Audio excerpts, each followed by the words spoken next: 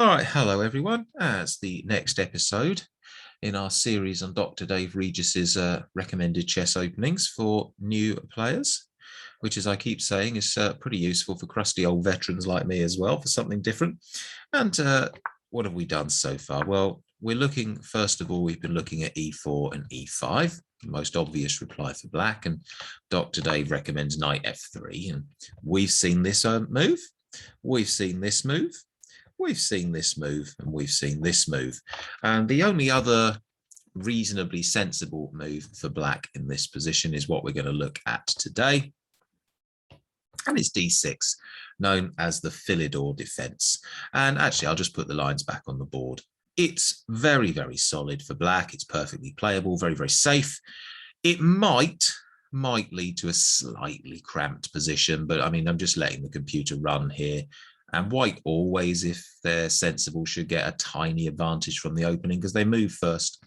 And that's exactly what the computer's saying here, slight advantage to white. And in keeping with what we've seen in the other openings, Dr. Dave's recommending a very, very quick d4, which is one of the top 3 computer moves. And no great surprise, the other thing we've been looking at is a quick bishop to c4 to aim at f7, and that's the top computer move. The other possibility for white is knight to c3, which is obviously perfectly all right. What we're going to see today is, say, lots of games with d4. Most of them are blacks playing the move knight f6, which you can see the computer says is fine. But after a little while, the computer will decide that the best way for black to play is here and here. And then what you can say is white's got a slightly bigger center, slightly more space. Black's bishop's a little bit stuck, but black is very, very solid. So I just want to stress, nothing wrong with the Philidor defense at all. A little bit cramped, but very, very solid for black. As usual with this opening series, what we're going to see is how white can deal with it and get a really nice game if black makes a mess of it. And later in the series, in many, many videos' time, of course, we're going to look at Dr. Dave's recommendations as what to play as black. But for now, we're looking at white getting the advantage. And so let's go to our first game. We've got 6 to go through. So this first one, we're in 2002 in Buenos Aires, and we've got a player called Utman against somebody called Marique. So we've got e4, e5, and actually, for the sake of being accurate, we had a different move order in this game, but it gets us to the same place. Absolutely gets us to the same place. It's no different. And we have knight c6, another option for black. Oh, let's turn the lines off. We don't need those. That's another option for black. You can always watch the bar on the side. +1, so a bit of an advantage for white, but nothing overwhelming, says the computer. Pawn takes pawn, knight takes, lots of trades coming up in this game. Knight takes, pawn takes, queen takes, king takes, obviously is forced, and bishop to c4. And what have we got here? Well, we've got white attacking the pawn. White is slightly ahead in development and is able to castle. I've just put the king to the wrong square. Is able to castle. So that's good news. Black is obviously a move behind because playing the black pieces you will be, and can't castle anymore because the king has had to move. So definitely a little bit of an edge for white, +0.7, but it's not overwhelming. But it is overwhelming if black makes a mess of it. And let's see how this game develops. So f6. And this pawn was attacked. So black decides that they have to do something to defend it. And this probably isn't the best way to do it. But it's a move. Okay, fine. The problem is that white's now developed 2 pieces and black has developed, yeah, you guessed it, none. So, yeah, maybe a bit of time wasting going on. Bishop to d6 from black. So we finally developed a piece. Knight to c3, and then c6 from black, presumably because it doesn't want this knight to go, oops, not there because that would be illegal, to go to these 2 squares. So it's just a preventive move. So c6. And white castles queenside, and that's a good idea because it immediately puts the rook on this open file, so the file with no pawns on it, and facing the black king. And then black plays a really strange move. Now, having moved this pawn forward, you would think that the most obvious place to put the king would be here. And I suspect that the computer thinks that's the best move. But in the game, black decided to play the king to this side. which isn't immediately awful, is it? But it's just a strange place to put it. So now what are you going to do with your knight? Your king's in the way. If you put the knight here, white's just going to take it, and you're going to end up with a horrible pawn formation. So it's just a really odd place to put the king. And white plays rook to d2. So the idea now is to put both rooks onto this open file and just try to dominate all the board, dominate the space. Black b6, presumably trying to bring the bishop out this way. I guess it's a developing move. As predicted, rook h to d1 from white. And now we've got two pieces attacking this bishop and only the poor king defending. So black drops the bishop back. And it looks on the face of it like all of the different squares that the rooks could get into are actually defended. But white has a bit of a shattering move here, and it's this. And it's bishop to d5. And now it looks like you can just play pawn takes and you win a piece. But it isn't quite that straightforward because after knight takes here, the king has to go somewhere. You're certainly not going to move this way and put yourself in line of the rooks. For example, if you go king to d8, knight here is actually check from the rooks, and the king will have to go somewhere, but you're just in so much trouble after the king moves. Yeah, really not particularly pretty. That might not even be the best move, but I mean, look, +9. So yeah, bad times if you're playing the black pieces there. What else could you do in this position? You could, after bishop to d5, just ignore it. You don't have to take it. What happens if you play bishop to b7? Well, then we have this possibility. Bishop takes, and if you play rook takes, well, now there's nothing defending this square, because remember this bishop's moved, and rook here is check. You can't take it because it's defended. The king will have to move. Let's just put it there, and then we just win a bishop. So yeah, it looked for a while in this game as though white was going to be okay. If I just put the moves on, even at this stage, the computer's saying, you know, +1, it's a little bit better for white, but nothing dramatic. After king c7, yeah, I was right there. The computer does think king c7's better. And black would have been okay-ish, bit of an advantage white, because look, black's got all these pieces undeveloped, but you know, okay. Good example there of what can happen in these openings if you don't quite get it right. All right, let's have a look at the second game. And this one is 14 moves when black resigns. So here we go. We've got a player called Gehrig against Schmidt from Birkenfeld. I think that's in Germany in 1990, but I could be wrong. Anyway, let's see how this goes. So e4, e5, knight to f3, d6, and you'll recognize this pattern, and d4. I say this is what Dr. Dave recommends against pretty much any of these e4, e5 setups. Knight f3, black does something, and then d4. So no surprise that that's happening here. Let's just turn the lines off for a minute. And this time knight f6 and takes, so attacking the knight. So you can either play pawn takes, but that doesn't really work. Just to clarify, I mean, just for the sake of argument, you can do this, this, and this. You can't take here because knight takes is check, and then you win the rook, among other things. So you can't really be doing that as black. And so what black tries instead is knight takes e4. I'm just, yeah, d takes e5 is awful. I was just checking I hadn't missed anything. So knight takes e4, yeah, is what happens in our game.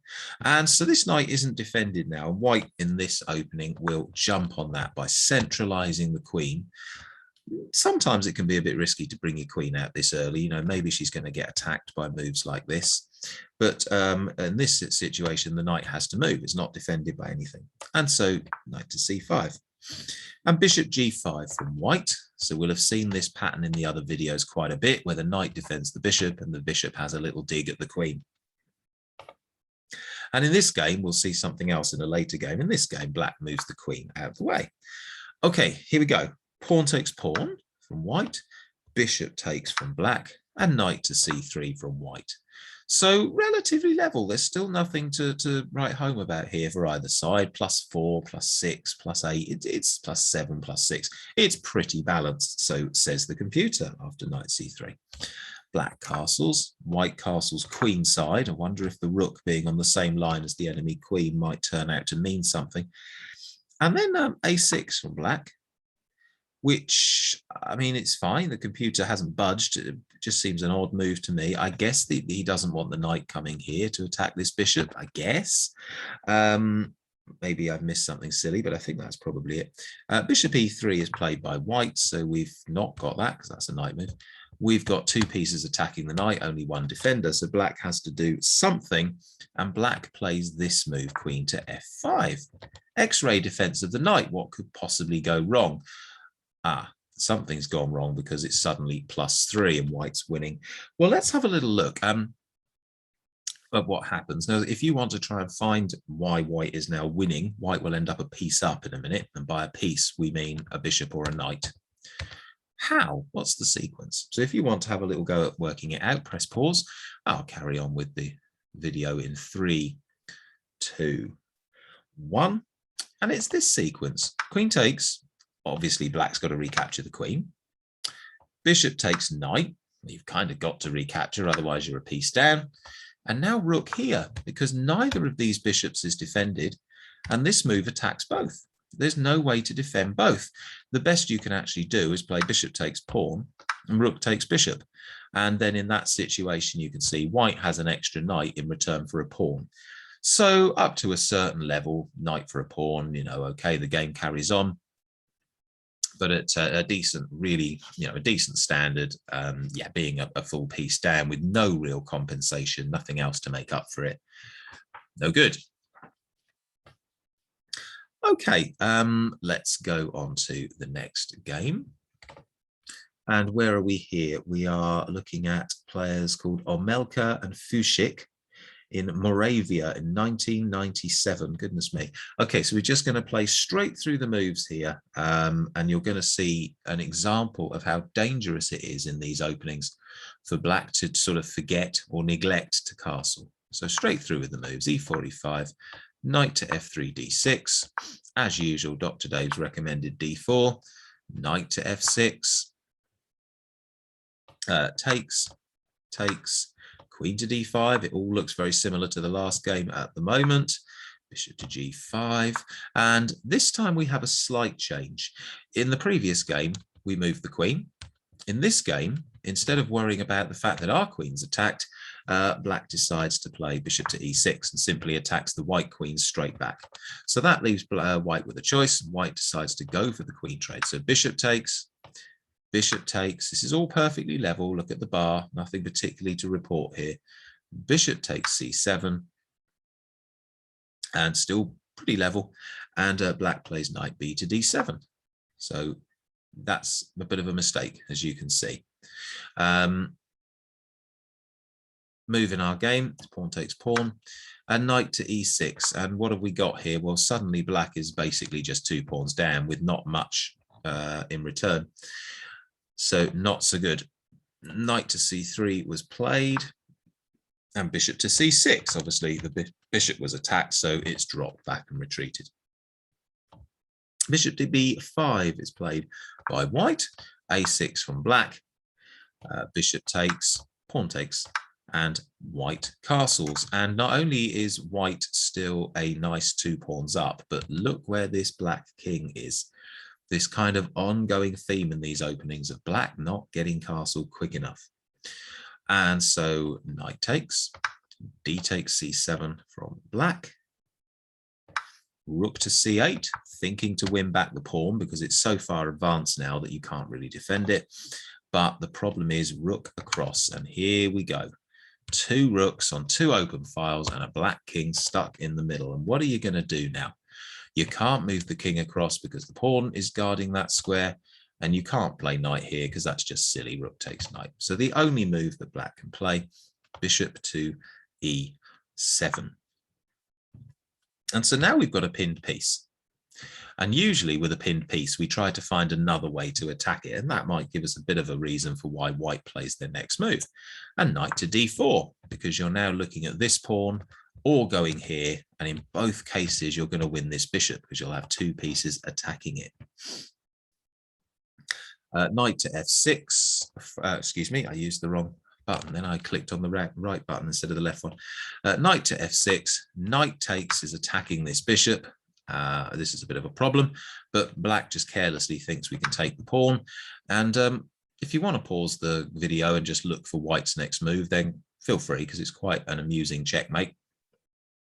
But otherwise, I'll just carry on in 3, 2, 1, and this is checkmate. What? Right, well, it's attacking the king. The king can't take the rook because the knight's defending. And you can't play bishop takes because the bishop is pinned. You would have rook takes king. So that is checkmate with no hope of escape. So not so good. Ouch. Remember to get castled. If you get caught in the middle of the board, you can get into some trouble. Now, I just want to go back here. Where was it? Now, at this moment, excuse me, show the lines. After bishop takes c7, this actually isn't too bad for black at all. If you play the correct lines, what the computer is recommending, bishop takes forces the pawns to be messed up. Pawn takes, and this is pretty level. Let's just assume that white decides to take this. You're going to have probably knight c6. Yeah, sure enough, knight to c6, so develop a piece and attack the bishop. Bishop's got to go somewhere. I was wondering about g3 or c3 or, oh, okay, so you can pin the knight as well. But in any case, this is okay for black because although you are a pawn down, you've got 5 against 6. This white's pawn structure over here is just horrible, horrible with a capital H. So yeah, so that would have been a lot better for black. All right, the next game we're going to see is only 7 moves long. And it's played, I think, in the 1800s, mid-1800s in Paris by a player called De Legal, L-E-G-A-L-L, De Legal. And he's playing a guy called Saint-Brie. And this is just an incredibly famous game, famous checkmate in the middle of the board. So let's just have a look. That's still known today as Legal's mate after this game. So knight f3, d6, bishop to c4. So a slightly different way of doing things. Instead of d4, bishop c4 is though perfectly good. Let's just turn the lines off. We don't need those in a minute. And black plays bishop to g4, pinning the knight in theory. Well, let's see how the game goes on. Knight to c3 from white and now g6 from black, which yeah, not so good. And this is why. Okay, well, why does this work? This looks like you're just losing a knight or just losing a queen. How can you get away with this? Well, if you play here, then really white can just take the bishop, and white has won a whole pawn and has 3 pieces developed and is about to castle and just has a big advantage. Okay. The alternative for black, of course, is to be greedy and go, oh, white's lost their queen. I'm winning a queen. Oh, my goodness, look at the bar. Mate in 2. Because bishop takes f7 is check, and it's protected by the knight, so you can't take the bishop. You can't go here because of the knight, so you have to play king to e7. And now this knight to d5 is checkmate on the 7th move because the knight's attacking the king. King takes bishop's no good because the knight's defending. King to here is no good because the knight's defending. King to here is no good because the bishop's defending. King to here is no good because of the knight. And obviously you can't go back again because of the bishop. And finally, of course, you can't take your own pieces. So this setup in the middle of the board, known as Legal's mate, you're sacrificing your queen and giving checkmate in the middle of the board. What a beauty. Okay, 2 games to go. So this time we are in Lichtenfels by the looks of it. I think that's in Germany. 1994, and we have Urban against Eitel. And I'm just going to whiz through this because there's just a tactical hit on move 17. So I'm just going to whiz through the game so you can see it. and then see if you can work out the little tactical hit at the end. So this is all stuff that you've seen before. If you just keep a little eye on the bar on the left, you'll see that it's perfectly okay for black, right up to the point where they do something silly. So none of this is anything particularly new. Queen to d5. F5 is interesting. It's one way to defend the knight, but the problem is now there's no pawn here, and this diagonal becomes a bit of a pain, because you also won't be able to put your king across. You won't be able to castle, and there's that theme again. Pawn takes pawn en passant, not really a lot of use after knight takes as attacking the queen. That's probably 0. Yeah, not much. It's pretty level. So in our game, after f5, white plays bishop to c4, and here it comes, attacking here. Now, if white has 2 moves in a row, queen to here is checkmate. So black has to do something about that, obviously, and chooses to go for queen e7, so guarding the square. And white castles, as you would. And now c6 from black, trying to kick the queen away. Not an unreasonable idea at all, but a common theme in some of these games today. White, instead of retreating the queen, plays pawn takes pawn. So white ignores the attack on their queen and just chooses to attack black's queen instead. Queen to f6, moving out of the way. Queen to d3, moving out of the way. Bishop takes d6, rook to e1, and knight to d7. And here we're starting to see a problem because the black king is stuck and you can't castle because of the bishop. So this is why maybe moving this pawn earlier was long-term not such a good idea. So development from white, because this knight in the middle of the board, remember, is pinned. It can't take because of the king. Knight d to c5, attacking the queen. And amusingly, for the second time in this game, well, we just ignore the attack on our queen and we go and attack the enemy queen. So, okay, fair enough. Black recaptures with pawn takes knight and queen to d4. White's offering a queen trade, which isn't gone for. King to d7 is played. Okay, well, white wants to trade queens, so takes and takes. And b4. So once again, white's ignored the attack on their own knight and has chosen to attack the black knight. Black goes for it this time. Pawn takes, bishop to c5, bishop to f4. Black plays bishop to here, which looks nice, attacking the rook. And then almost the second they've played the move, chooses to resign. Why? Well, I'll let you work it out if you wish to, but there is a way for white to actually win this bishop within the next 2 or 3 moves. So if you want to try and work it out, feel free, press pause. Otherwise, I'm carrying on in 3, 2, 1, and the move is here. Based on this king being trapped in the middle of the board, we pin the bishop. Now, how can black defend the bishop? Well, the only way you can do it is to put the pawn forward. But now when we have a pinned piece, what do? We attack it again. And now there's no way to stop pawn takes bishop. Ouch. And so, of course, as we've said before, up to after a certain level of standard in chess, just being a whole piece down, you just resign. But in a junior level, you'd play on here. Obviously, you're just at beginner level, junior level, amateur level. You're just you're a bishop down, but maybe you can do something. But at grandmaster level, top club player level, you just pack it in there. Okay, we've got one more to do. And we're in Poland for this last game. Hamble versus Juroszek. Never heard of these two, from 1999. It's a 20-move game. So let's whiz through here and just see the end of this one. So e4, e5, knight to f3, d6. Remember, perfectly good for black, but not if they mess it up later on. d4, knight f6, takes, and queen to d5. So we've seen this before. And black goes back to the knight c5 idea in this game. So bishop g5 from white. And this time black blocks the attack on the queen with bishop e7. Pawn takes pawn, queen takes pawn. This is all quite well-known stuff. Knight to c3. Look at the 2 most powerful pieces in the board eyeing each other in the middle.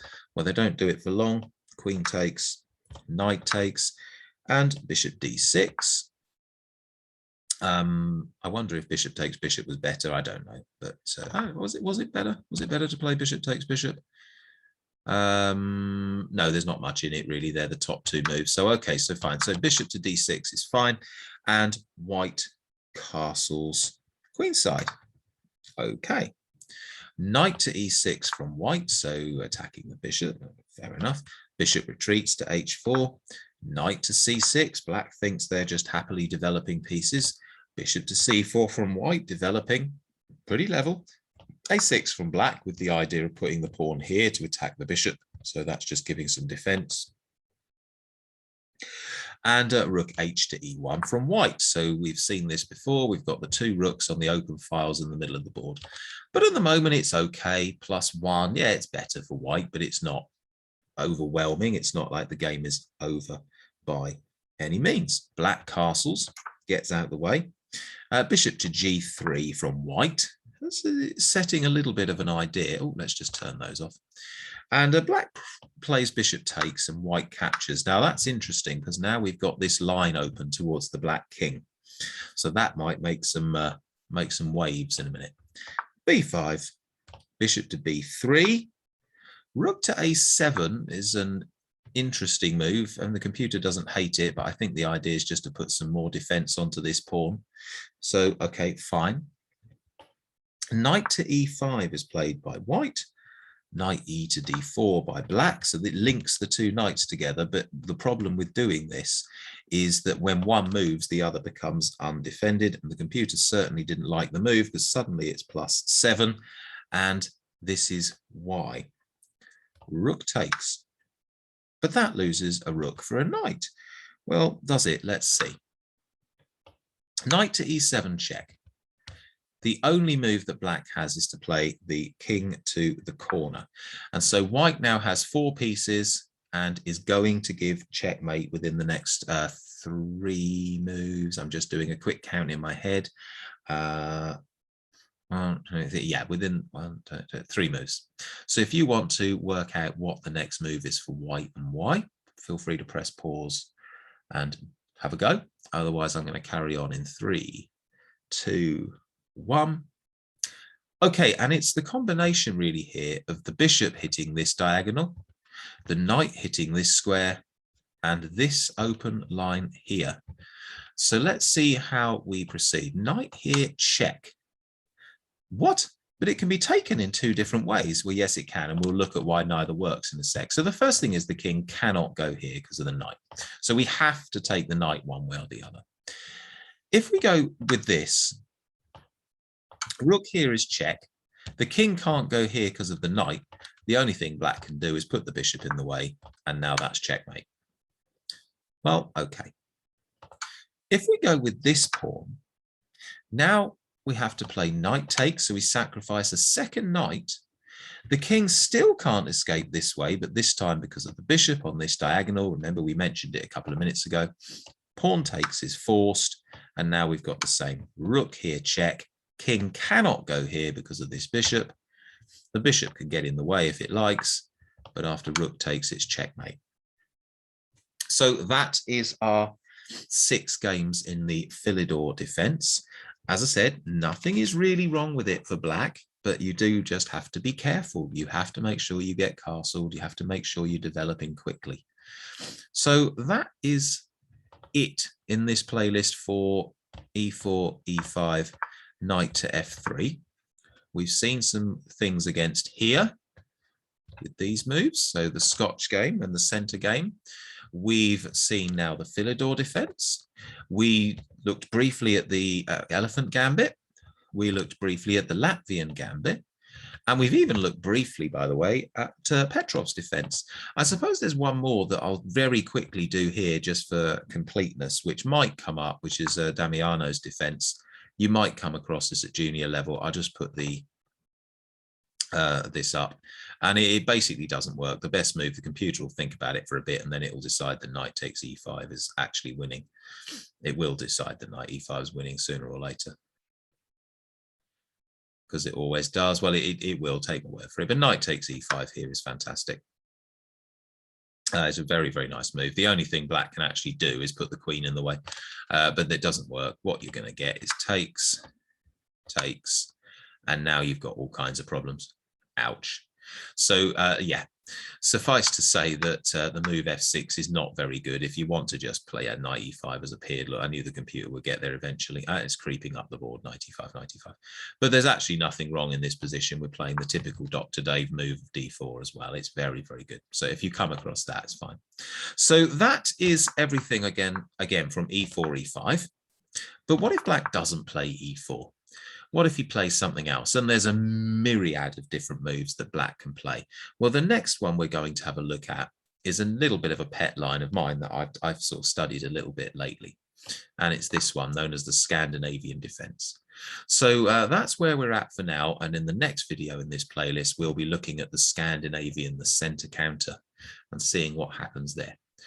All right. Thanks for watching. See you all later.